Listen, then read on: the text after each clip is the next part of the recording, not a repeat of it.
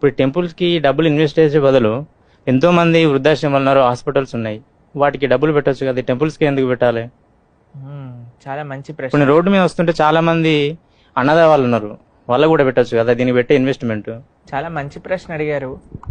మీరు ఎప్పుడైనా ఇదే ప్రశ్న ఎవరైనా మాల్ కడుతున్నప్పుడు వాళ్ళకి వెళ్ళి చెప్పారా? ఎందుకు ఇంత మాల్ కడుతున్నారండి, మీరు ఒక 3,000 కోట్లు 4,000 కోట్లు మీ బిజినెస్లో ఇన్వెస్ట్ చేయటం కంటే చక్కగా అందరికి పేదలకు పనిచేయచ్చు కదా అని మీరు ఎప్పుడైనా అన్నారా? లేదు. ఎవరైనా 1,000 కోట్ల బడ్జెట్ మూవీ తీస్తుంటే మరి మేము అందరం ఏం పర్వాలేదు, నువ్వు మూవీ తీయకపోయినా పర్వాలేదు, నువ్వు ఆ 1,000 కోట్లు దానం ఇచ్చేయి అని ఎవరైనా చెప్తారా? ఓకే. కానీ కేవలం దేవాలయానికి వచ్చినప్పుడే ఎందుకు మనం పనిచేయాలి? మిగతా ఎవ్వరు పంచినప్పుడు దేవాలయం దేవుడి దగ్గరికి ఎందుకు ఈ ప్రశ్న వస్తుంది? ఇప్పుడు హాస్పిటల్కి వెళ్తే మన రోగాలు, శరీరానికి ఉన్న రోగాలన్నీ హాస్పిటల్ తీసేస్తుంది, అవునా? తీయచ్చు, తీయకపోవచ్చు, కానీ జేబు అయితే ఖాళీ అయిపోతుంది. కానీ ఆలయానికి వచ్చినప్పుడు, ఆలయము దీన్ని మనం సంస్కృతంలో అన్నామనుకోండి, తెలుగులో కూడా మందిరము అని అంటాం, అంతేనా? హాస్పిటల్ ఎలా అయితే మన శరీరానికి చికిత్స చేస్తుందో, మందిరం మన మనసుకి చికిత్స చేస్తుంది. మీరు ఎప్పుడైనా మీ జీవితంలో ఏదైనా బాధల్లో ఉన్నా, లేదా ఏదైనా కష్టాల్లో ఉన్నా, ఏదైనా మనసు కొద్దిగా ఏమంటాం డిప్రెషన్లో ఉన్నట్టుగా లోగా ఫీల్ అవుతున్నప్పుడు మీరు ఎప్పుడైనా గుడికి వెళ్ళి దేవుడికి దండం పెట్టుకుంటే మీకు మంచిగా అనిపించింది అనే అనుభవం మీకు ఎప్పుడైనా ఉన్నదా? ఉందా? మీకుందా పర్సనల్ గా? దానికోసమే గుడి కావాలి. మందిరము అని అంటే మనస్సుకి చికిత్స చేసే ఒక వ్యవస్థ. ఒక ఆలయం వల్ల, ఇప్పుడు సపోజ్ అయోధ్యలో రామాలయం అనుకుందాం, కొన్ని కోట్ల డబ్బులు కట్టి ఆ అయోధ్య రామాలయం నిర్మాణం అయింది. ఇప్పుడు మీకు ఒకటి తెలిసిన, వరల్డ్ లోనే అత్యంత విజిటెడ్ ప్లేస్ గా అయోధ్య మందిరం మారబోతుంది.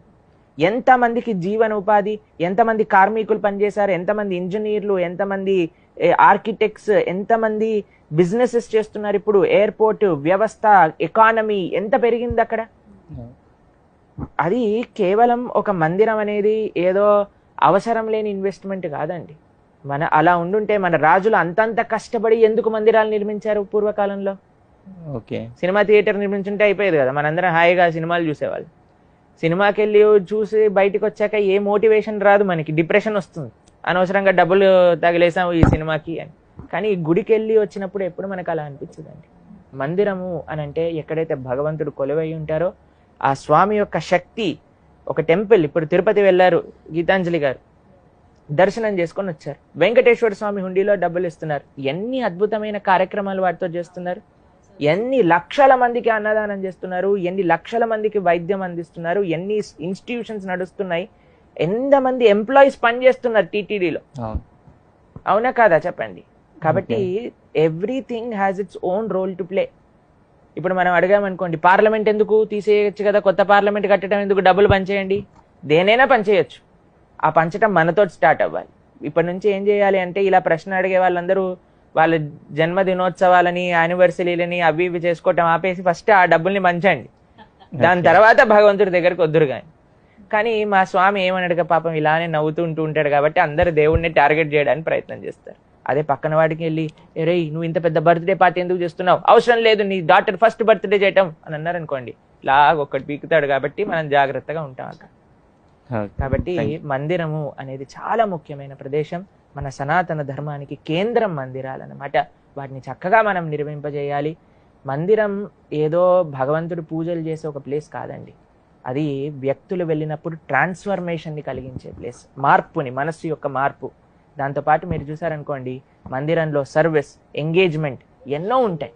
కాబట్టి మందిరము అనేది మన సనాతన ధర్మానికి కేంద్ర బిందువు. ఓకేనా? ఓకే, సంతోషం, థ్యాంక్ యూ.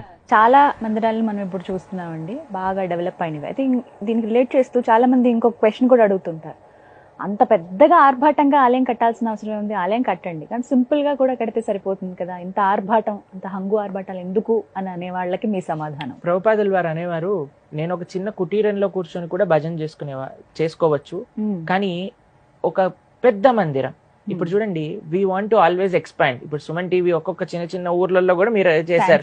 ఎందుకండి జస్ట్ హైదరాబాద్ లో, ఇక్కడ బంజారా హిల్స్, జూబ్లీ హిల్స్ లో ఉండే ఒక చిన్న ఆఫీస్ లో మేము చేసుకుంటాము, ఎందుకు మనం ఎక్స్పాండ్ చేస్తున్నాం? ఎంత ఎక్స్పాండ్ చేస్తే అంత మంది కనెక్ట్ అవుతారు. కాబట్టి ఆలయం ఎంత వైభవంగా ఉంటే అంతమంది వస్తారు. అంతమందికి ఒక ఉపాధి దొరుకుతుంది. ఇప్పుడు వై నాట్ ఓన్లీ భగవంతుడికే చిన్నదిచ్చి మనం ఎందుకు విల్లా కొనుక్కోవాలని చూస్తున్నాం?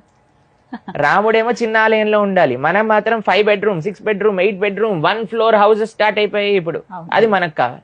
మరి మనం లగ్జరీని సాక్రిఫైస్ చేసుకోలేకపోతున్నా, కానీ రాముడికి మాత్రం చెప్తున్నావు, అయ్యా నువ్వు ఆల్రెడీ 500 సంవత్సరాలు టెంట్ లో ఉండు, ఇంకా నువ్వు అలానే కంటిన్యూ అయిపో, మేము మాత్రం హ్యాపీగా మేము 3 bedroom 6 bedroom ఫ్లాట్ కొనుక్కొని ఉంటాము. దట్ ఈస్ నాట్ ఫేర్ కదా.